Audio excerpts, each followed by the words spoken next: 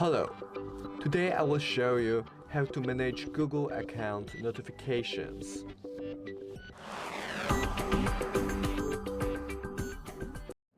To start, open Google. Then pick your profile icon and choose Settings. Pick Notifications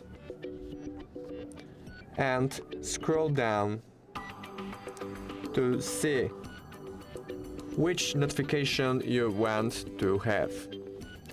If you don't want notification about news and stories or sports, just turn it off.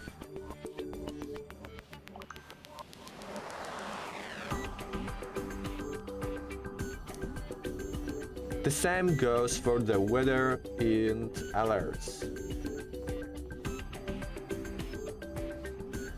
That's all. Thank you for watching. Make sure to subscribe.